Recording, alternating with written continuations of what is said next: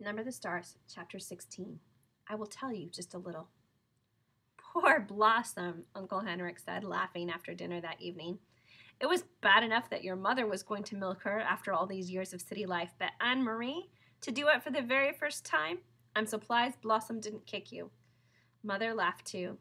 She sat in a comfortable chair that Uncle Henrik had moved from the living room and placed in a corner of the kitchen. Her leg, in a clean white cast to the knee, was on a footstool. Anne-Marie didn't mind their laughing. It had been funny. When she had arrived back at the farmhouse, she had run along the road to avoid the soldiers who might still be in the woods. Now carrying nothing, she was in no danger. Mama and Kirsty were gone. There was a note hastily written from Mama that the doctor was taking her in his car to the local hospital, that they would be back soon. But the noise from Blossom, forgotten, unmilked, uncomfortable in the barn, had sent Anne-Marie wearily out with the milking bucket. She had done her best, trying to ignore Blossom's irritated snorts and tossing head. Remember how Uncle Henrik's hands had worked with a firm, rhythmic pulling motion, and she had milked. I could have done it, Kirsty announced. You only have to pull and it squirts out. I could do it easily. Anne-Marie rolled her eyes. I'd like to see you try, she thought. Is Ellen coming back? Kirsty asked, forgetting the cow after a moment. She said she'd make a dress for my doll. Anne-Marie and I will help you make a dress, Mama told her. Ellen had to go with her parents. Wasn't that a nice surprise that the Rosens came last night to get her?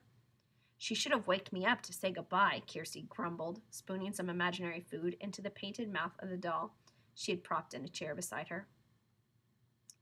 Anne-Marie, Uncle Henrik said, getting up from the table, pushing back his chair. If you come with me now to the barn, I'll give you a milking lesson. Wash your hands first. Me too, said Kirsty. Not you two, Mama said. Not this time. I need your help here, since I can't walk very well. You'll have to be my nurse. Kirsty hesitated, deciding whether to argue. Then she said, I'm going to be a nurse when I grow up, not a cow milker.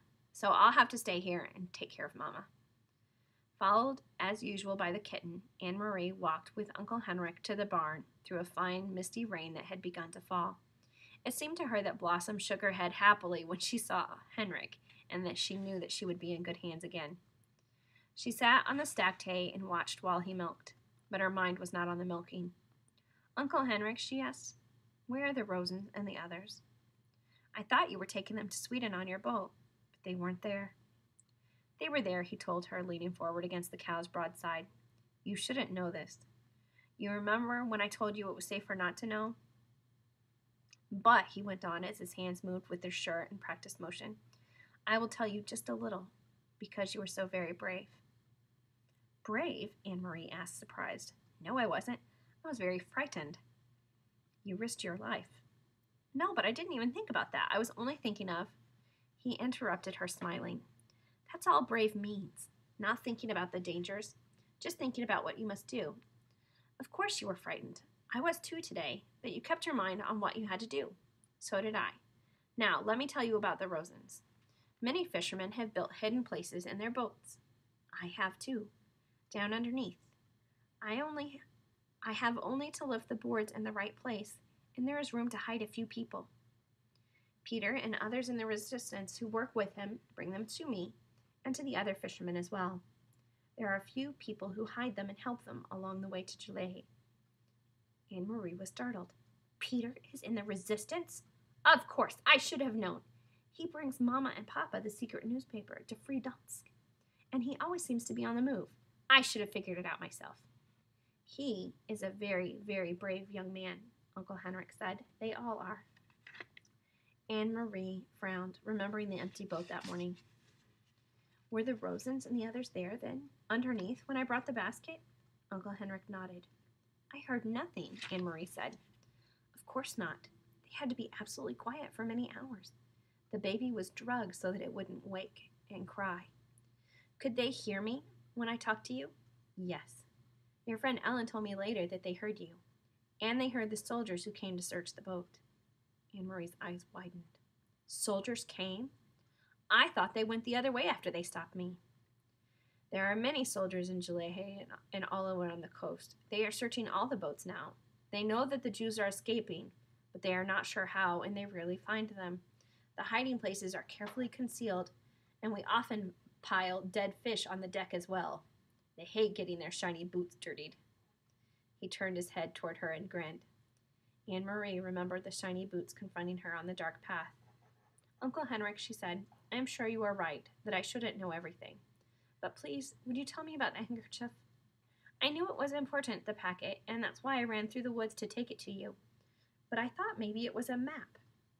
How could a handkerchief be important? He set the filled pail aside and began to wash the cow's udder with the damp cloth. Very few people know about this, Anne-Marie, he said with a serious look. But the soldiers are so angry about the escaping Jews and the fact that they can't find them that they have just started using trained dogs. They had dogs, the ones who stopped me on the path. Uncle Henrik nodded. The dogs are trained to sniff about and find where people are hidden. It happened just yesterday on 2 boats. Those damn dogs, they go right through the dead fish to the human scent. We were all very, very worried.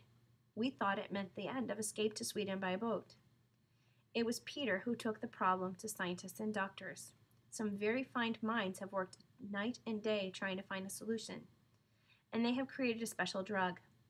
I don't know what it is, but it was in that handkerchief. It attracts the dogs, but when they sniff at it, it ruins their sense of smell. Imagine that.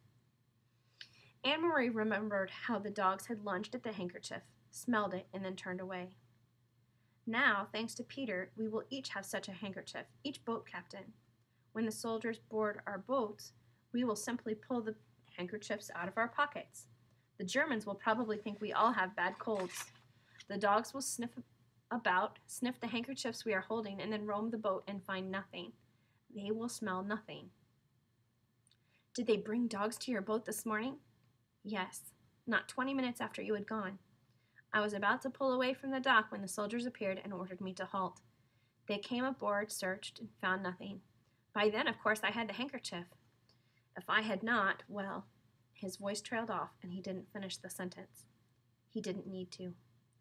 If she had not found the packet where Mr. Rosen had dropped it, if she had not run through the woods, if the soldiers had not taken the basket, if she had not reached the boat in time, all of the ifs whirled in Anne-Marie's head. They are safe in Sweden now, she said. You're sure? Uncle Heinrich stood and patted the cow's head. I saw them ashore. There were people waiting to take them to shelter. They are quite safe there. But what if the Nazis invade Sweden? Will the Rosens have to run away again? That won't happen. For reasons of their own, the Nazis want Sweden to remain free. It's very complicated. Anne-Marie's thoughts turned to her friends hiding under the deck of the Ingeborg. It must have been awful for them. So many hours there, she murmured. Was it dark in the hiding place? Dark and cold and very cramped. And Mrs. Rosen was seasick, even though we were not on the water very long. It is a short distance, as you know. But they are courageous people, and none of that mattered when they stepped ashore. The air was fresh and cool in Sweden, the wind was blowing, and the baby was beginning to wake as I said goodbye to them. I wonder if I will see Ellen again, Anne-Marie said sadly. You will, little one.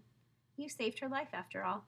Someday you will find her again. Someday the war will end, Uncle Henrik said. All wars do. Now then, he added, stretching.